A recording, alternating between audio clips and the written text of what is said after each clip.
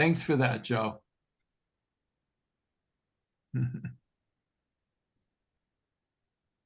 Okay, we're up to number 10.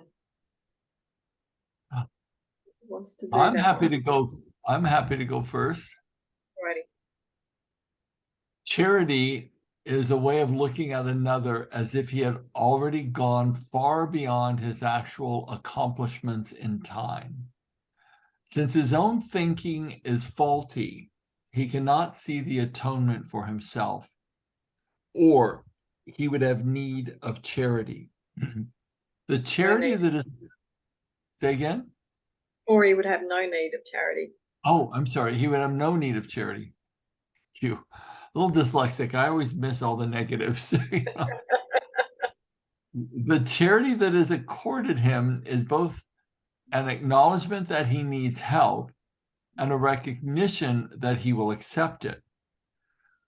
Both of these perceptions clearly imply their dependence on time, making it apparent that charity still lies within the limitations of the world. I said before that only revelation transcends time. The miracle, as an expression of charity, can only shorten it. It must be understood, however, that whenever you offer a miracle to another, you are shortening the suffering of both of you. This connects retroactively as well as progressively. This seems massively appropriate to the former conversation we were having. Joe. You noticed that too? Yeah, like massively. There are no accidents. No, I want to read just the last paragraph again because it's really good.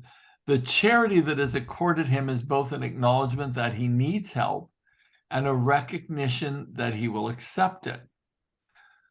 Both of these perceptions clearly imply their dependence on time, making it apparent that charity still lies within the limitations of this world.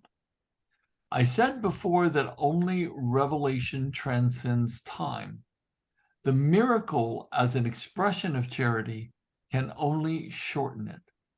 It must be understood, however, that whenever you offer a miracle to another, you are shortening the suffering of both of you. This corrects retroactively as well as progressively. So it would seem that when we are feeling the suffering and the heartache, if we can get to that place, of course, you're utilizing a form of Ho'oponopono, but if we can use that crystalline light to just contemplate the soul, regardless of the actions, behaviors, beliefs, attitudes, the history of it all, we actually begin to start getting to a point where we do disconnect. Because the only way to disconnect those Akka chords, and I know this is going to sound very 1960s, is to love the soul they are. That's the only way, really. Mm-hmm. You have to chunk up to a place where behaviors, beliefs, history no longer exist, and you have to see the soul of the other person. When you do that, that's when you truly start to sever those negative connections.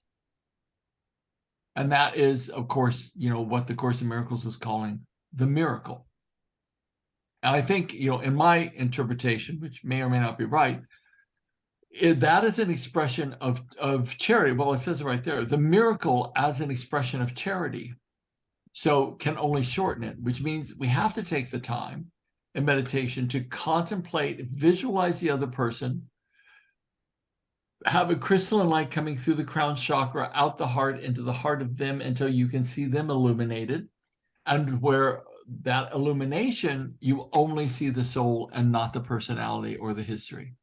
When you can do that, the cords get cut.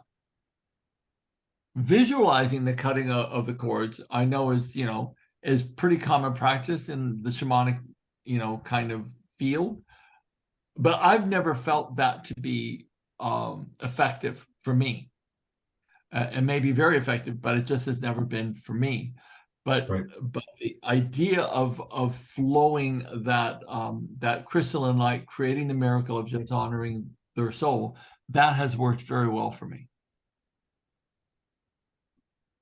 So that may be a course to take, my friend. Yeah, yeah, the cord cutting is just a term for me. There's actually, what I was taught was actually called contract burning, which it's similar to cord cutting, but it's done in a different fashion. And I found that to be pretty powerful over just the cord cutting. You know, the cord cutting is like a basic modality, and I think maybe the contract burning's a little higher, but I think what you were saying, where the crystalline energy coming in and out through the heart and seeing souls, I think that's even another, step above. So as long as That's at a that's at a pretty high level. That's, at least for me at this point in time, that's the highest level I've ever been able to get to do any kind of work around forgiveness. Or I said to someone at the conference I was speaking at, she said, I want to know you. And I'm like, okay, we'll hang out. But what I said was, she was talking about forgiveness. And I said, I think that forgiveness is at a lower level than celebration. If we can get to the place where we can celebrate the events that have happened with another person, rather than forgive them for whatever we saw as a trespass, because when we think of forgiveness, it presupposes someone did something wrong. And so there's an implied hierarchy of, I'm the victim, you're the villain, aren't I a great guy? I've just forgiven you. But celebration is, I'm celebrating the fact that we had this journey together, our energies came to this place, they collided, they did what I did, whatever they did. I harvested wisdom from it, and from that, I'm celebrating the knowledge of you, the knowingness of you, because of the wisdom that I received, and mean it. And No, essentially that's like the viewing everything as an experience for me. We're not putting a label of bad or this sucks or whatnot. It's being in the moment and saying, okay, what is this going to teach me? How can I rise up from this moment and like I was saying before the call, turn this pain into purpose? I mean, things are going to suck in life. Things are going to be great in life. But if you just view it as an experience, you're going to grow either way from either experience, whether it could be labeled as good or bad. I've never viewed life as being very easy. I just haven't. I don't think life is necessarily easy. However, I think it can be experienced as easy based upon the frame of reference that you're choosing to see it through. And it took me, I don't know, 60 years to get to that conclusion. I'm a slow study, Joey. Very slow study. But when I got to that, I'm like, yeah, I mean, I can frame it any way I want to. I can create heaven or I can create hell out of it. It's all good for me. And sometimes I want to create hell. Sometimes I want to be pissed off. I want to be angry. I want to be blaming, shaming. I generally don't do it to anybody, but I'll be working it through in my head, growling and grumbling about something. And then I'll go, what am I doing? This is just really stupid. And I'm wasting time here. And I'll get to the other side of it. But, I think that for me anyways, that I don't want to judge anything. If I really feel like this is a place in me that I just have to froth around and foam at the mouth for an hour or two, I give myself permission, and then I go, okay, I'm done with that, and I'll move on. I'm tired of like judging myself or looking at something or judging other people, looking at something going, well, this is just the authentic place I'm at this moment. And I feel good about it. So it helps me get to celebration a little faster. Right. As we spoke on a different call, emotions are meant to be felt, and anger is still an emotion. Frustration, it's still an emotion. And to deny yourself feeling that, you're ultimately denying yourself the ability to get to that atonement. It's the duality of life. You've got to feel the horror to experience the greatness. A lot of times, for me anyways, anger is always always the first emotion, but what is the foundational emotion underneath anger is hurt. Yep. And so when we can acknowledge the hurt, that is, we kind of bypass the anger a bit. Right. You know, to my situation, my hurt is the trust was broken, and I kind of have this this trigger towards, you know, broken trust. And it's one of those things that I know I need to work on. Yeah. Well, all it is a series of past compounding traumas, Joe, that build on each other to the point to where you become hypersensitive to the appearance of betrayal. And when you learn some techniques, because you are going to come study with me at some point, when you learn some techniques, you can decode your nervous system from that stuff and really quiet down really quiet down the nervous system in a way where you feel a lot more peace.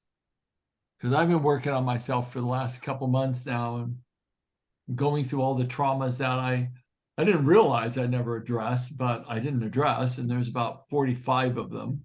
I'm still discovering other pieces of that puzzle that are like, oh, I forgot about that. And I was talking to a friend the other day, and I was talking about, you know, death, and I was like, you know, I have a lot of trauma around death. And I was like, oh, yeah, I do, because, you know, I started in the AIDS community, and I sat at the bedside of all these people that had died, and I have trauma around that. It is, I haven't worked on that yet, which I need to do. Yeah.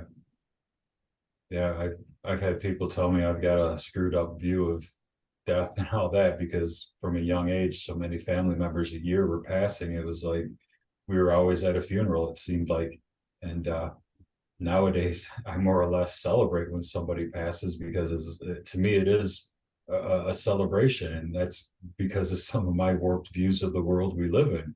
Like, you know, why would you want someone to be stuck on this, you know, this earth and continue going through the hardships or whatever pain they were going through? Like, you know, I've got a buddy, my cousin Vinny, not really my cousin, my buddy's cousin, but he died at 18 of cancer.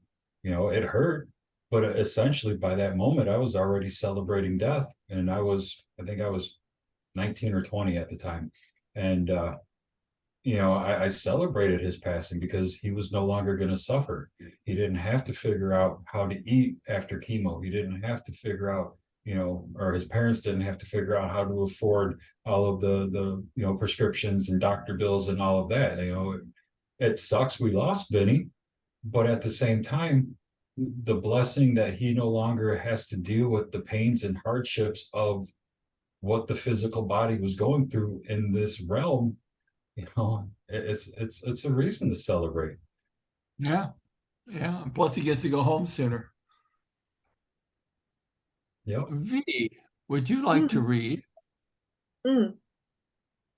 I will also just mention that a few weeks ago, something was coming up for me, and I was having some tension in my relationship, and it was all about rejection, which I've worked on before.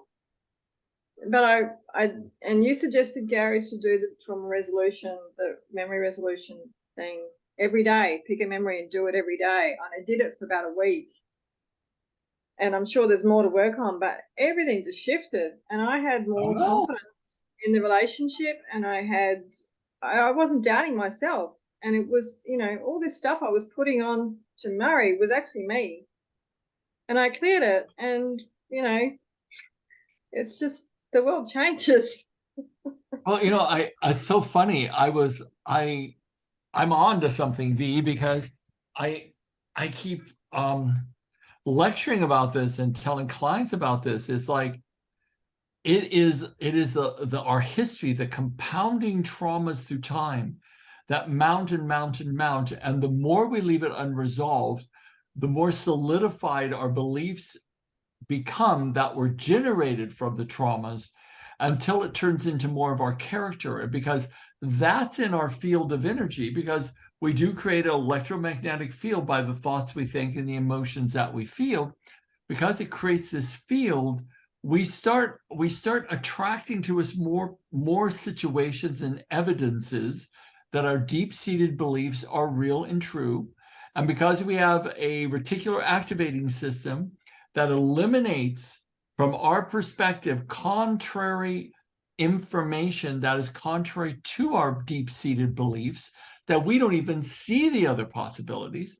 So we end up becoming tighter and tighter and tighter bound into this wrapping of our limiting beliefs, glued together by the evidence of the experiences that we've not only had, but continue to draw to us, until no one can convince us that how we see in our distorted way is wrong or could be looked at another way. And this is how people become trapped and stuck. And this is where all the deep suffering comes from, is this compounding nature of compounding trauma. The trauma loops just continue. That's kind of where I am with relationships. I'm I know. to the point where I need to do some deep healing, because there's just so much trauma wrapped around even just the word relationship.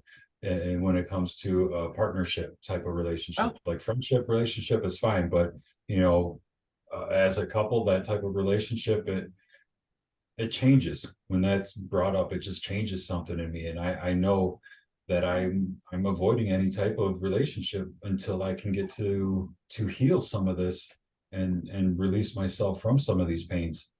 Well, Joe, it is you have paired neurologically together that love equals pain or love equals betrayal. And it happened way back.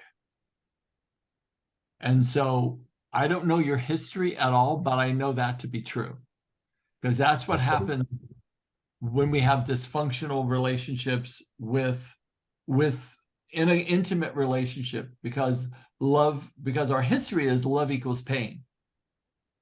And once we start undoing the trauma around those key significant events, then we are literally, our nervous system, it chills out.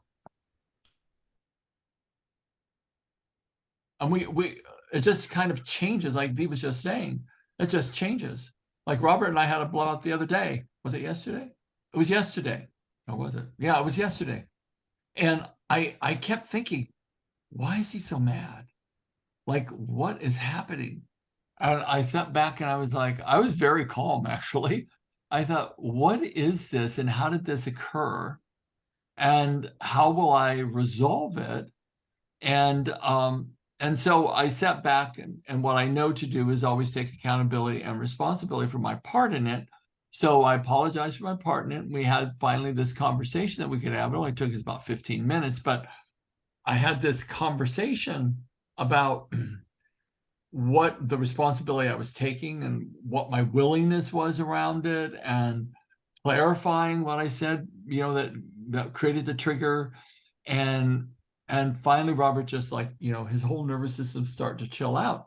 And I noticed that I didn't have the degree of upset, emotional upset, that I would normally have. I just didn't have it. Like, it wasn't even there. I could be in my tools and work my tools without having the emotions completely shut down my frontal lobes and me just go into reaction. So there is something interesting about that little eye movement process, Veronica, that I came up with so many years ago and has honed into like a real complete system to go in and work on the history. And when we do that, things change. And then all the other skills can be utilized because we're no longer in an aberration. Super important. Yeah. And I mean, I got years without being in a relationship because it's just so calm and peaceful, and but there's no growth either. There's no growth either. So, I'm kind of at the point now where it's like, triggers, bring them on. Yeah. It's like, let me experience it all so I can feel all messed up and I can dig in and work on them. See, it's cool because then you have the tools to work on them. Yeah. That's just what's the best thing ever. Okay. these special principles of miracle workers. Yay. The miracle abolishes the need for lower order concerns, since it is an out of pattern time interval. The ordinary considerations of time and space do not apply. When you perform a miracle, I will arrange both time and space to adjust to it. Fair enough. There, that's more support for you, Joe, to create a miracle, buddy. Time and space will suspend itself in that moment.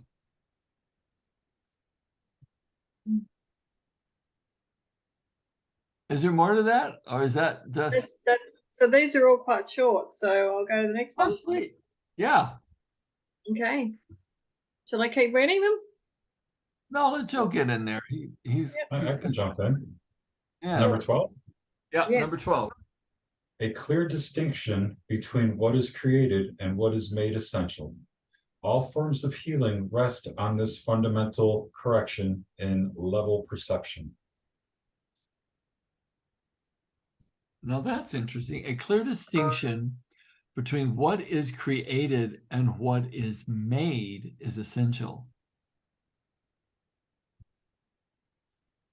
So I'll try to take a stab at that, because I think what it's saying is what is created through the miracle is one thing. What is made is of the separated mind. That's how I'm interpreting it, but I don't know if I have it right.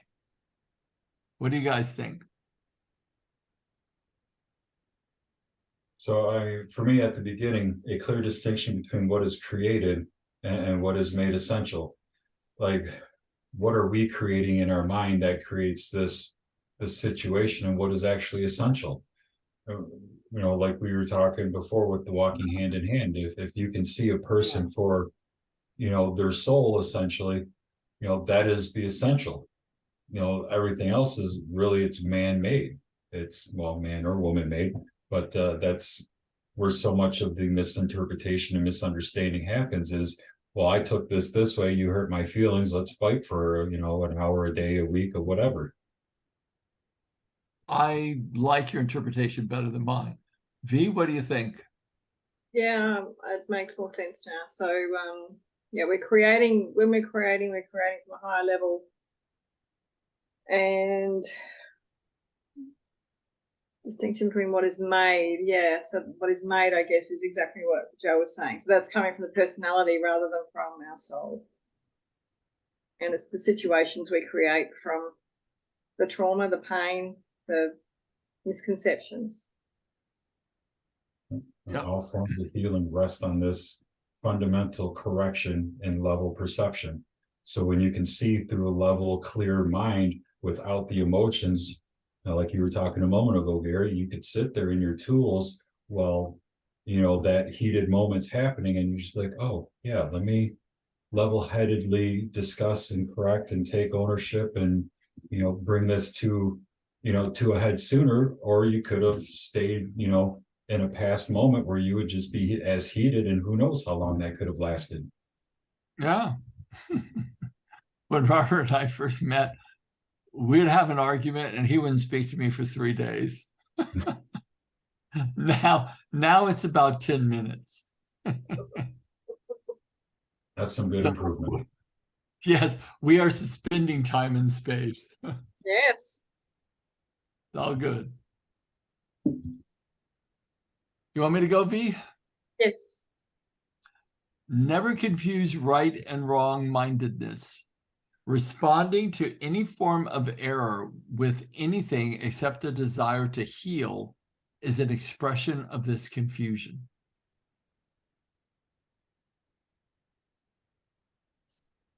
Huh. That's beautiful. That is really beautiful.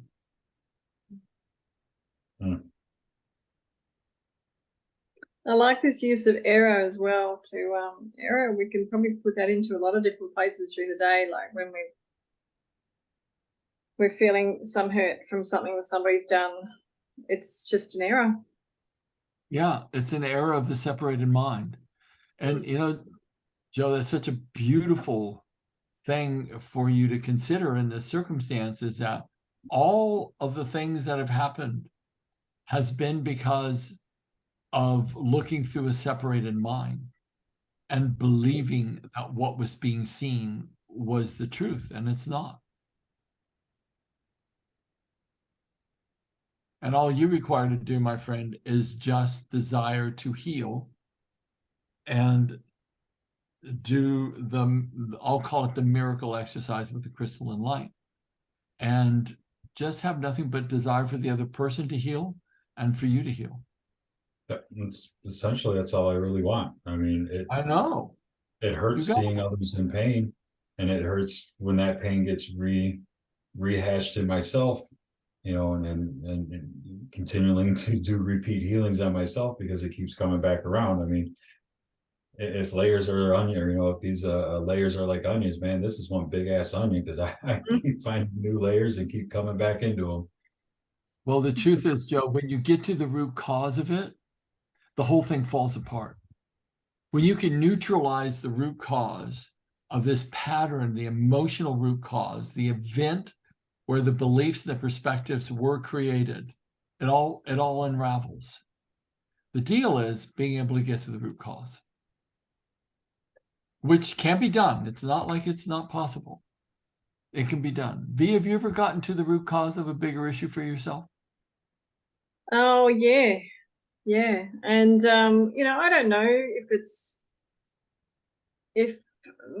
if the actual situations were real, like reincarnation, or, some historical thing that I think I've seen from my heritage. And it doesn't matter because it's the subconscious finding a way to create the context to do the healing. Right. It could be a metaphor that your subconscious mind is utilizing. It absolutely doesn't matter. Yeah, sure. Oh. Sweet. Do number 4. Yeah, Joey, you want to hit that one? Sure. The miracle is always a denial of this error and an affirmation of the truth. Only right-mindedness can correct in a way that has any real effect. Pragmatically, what has no real effect has no real existence. In effect, this is emptiness.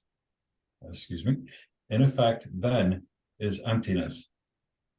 Being without substantial content, it lends itself to projection.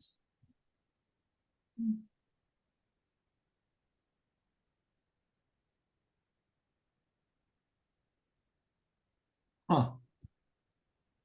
So what it's fundamentally saying, only right-mindedness, which is a miracle mindedness, can correct in a way that has any real effect. Pragmatically, what has no real effect has no real existence. Its effect then is emptiness. Being without substantial content, it lends itself to projection. So what it's saying, everything other than seeing the light of God in another is just projection of our own minds.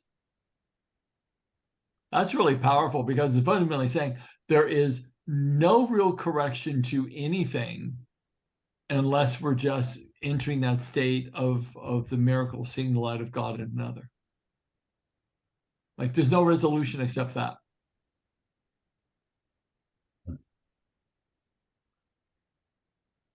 Does everybody get the same thing? Yeah. I kind of get as well. So when I've been working through an issue and I've got all this energy around it and all this fault and blaming, but if I've come out the other side of it and I'm still feeling any of that, then I haven't got into the right-minded state yet. And it just means, okay, I've done the healing now, so I'm all good, but I'm still feeling that bit of blame niggling there. That becomes a projection. That's what happened with me with this feeling of projection, is that I'm projecting something out to someone else because that's my experience, and I'm subconsciously I've been waiting for that to show up in the relationship because that's my experience. And the trauma resolution it helps to clear that, because all of Yeah. a sudden that feeling that I've always had and been waiting for that to come up again is not there anymore. Isn't that awesome? It's incredible. I know. I still am amazed that that little process is so powerful and has such an effect. Yeah. I always just like scratch my head and go, wow.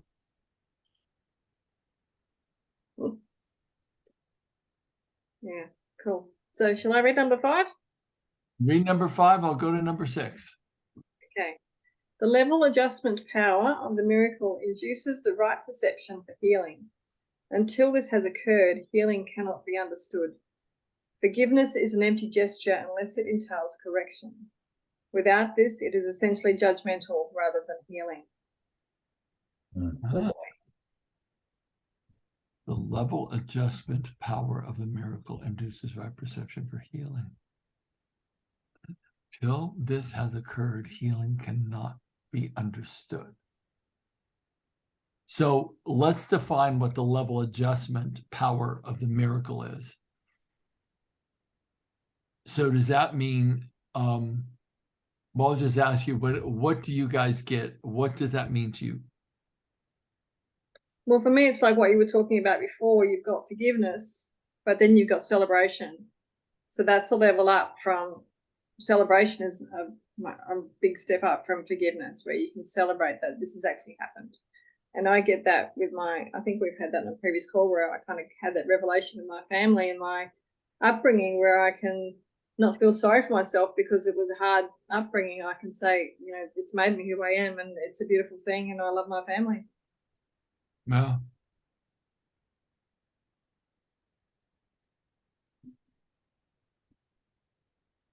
Okay, I get that. I'm just going to try and make this a little bit different so that we might be able to get number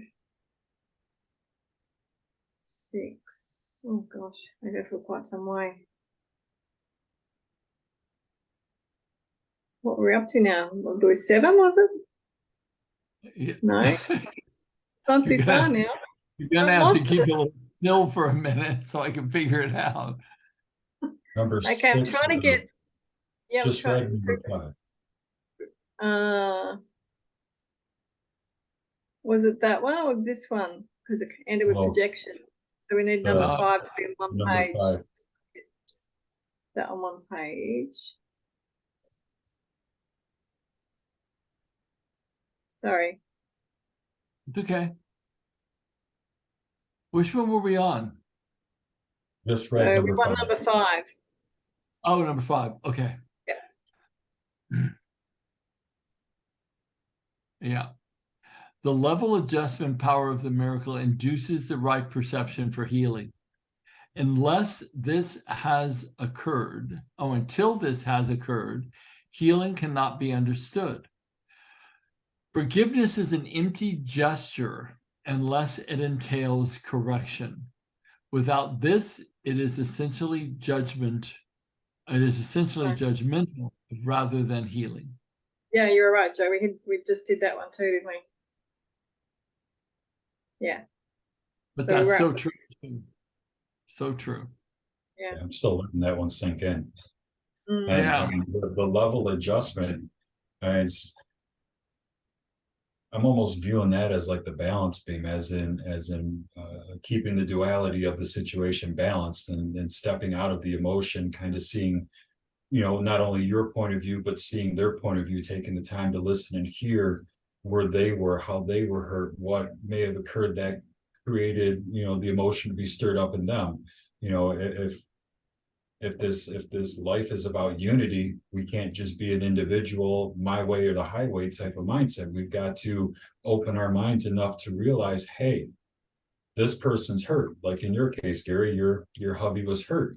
He had something that needed to come out, and you allowed him that space and kept yourself out of the emotion while he let his out until, you know, what happened, and you were able to speak calmly about the topic, and both you guys got to the bottom of it in, what'd you say, like 15 minutes? Yeah. That's phenomenal. Yeah, it doesn't take us long anymore. Yeah. The And so, the so from there, the forgiveness could occur because it's not an empty gesture. You know, there was actual desire for that forgiveness. Like, this is my part, you know, here's your part, let's forgive and move forward. You know, that wasn't empty. Whereas in society these days, like, we're taught to apologize just because that's the right thing to do. And that's not always the case. Like, I've actually told people before, don't apologize. There's no need to apologize for this situation. And I was more or less more hurt or offended because they kept forcing an apology where I felt one was not needed. And, you know, to me, that's that empty gesture where, you know, it didn't feel meant or didn't feel proper in that situation. So there's no need for it. Don't do it because you think it's going to make someone feel better. Because in my case, it kind of upset me or hurt me more because I knew it was empty. I knew it was almost pointless. I do love this this paragraph because it fundamentally says that unless you can have the right perception of healing, which is the miracle, which we've been talking about all night, anything less than that is an empty gesture. And it essentially, I guess that's what I was saying before, that forgiveness is about saying that something was done wrong, whereas the power of the miracle, which is the right perception for healing, sees that nothing was done wrong. What do you guys think of that interpretation? I'm looking at you, V. Yeah, I see that. And I'm actually thinking about when I was trying to learn Spanish, and languages are so interesting how they can be so different, and it's amazing because the power of words, how it shapes a culture. Because in Spanish, they don't apologize for everything that we apologize for. You know, they don't say sorry when you're in the way. They don't say sorry a lot. They don't say sorry much at all. It's definitely not an empty word. You know, it's not part of just everyday vocabulary. So they only say it when they really mean it. Whereas we're saying it just because we're in someone's way or because we've dropped something or, you know. We're saying it all the time, aren't we? Yeah, we are. Yep. So as you said, Joe, it's become an empty word to some extent. Yep. Hmm.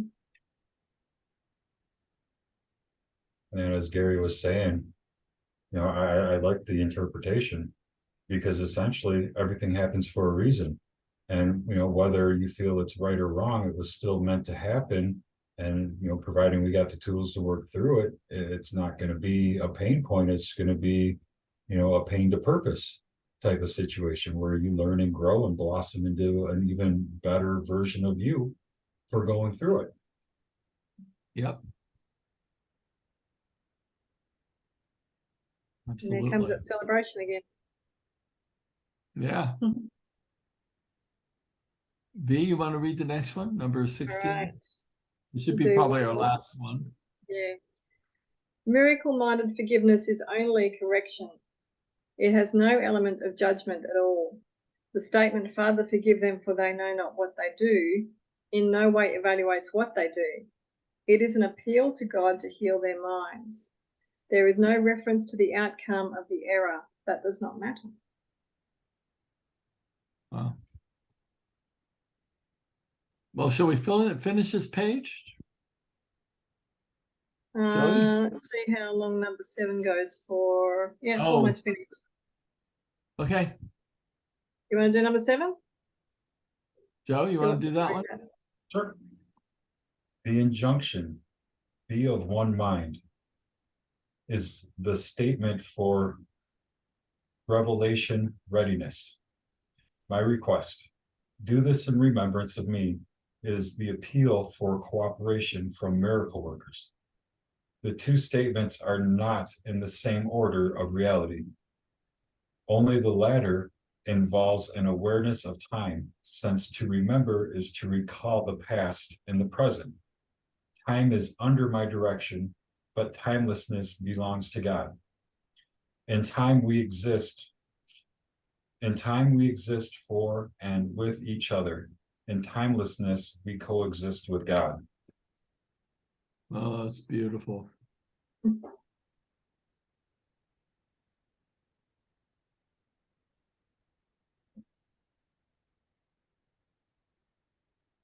That's beautiful. Mm.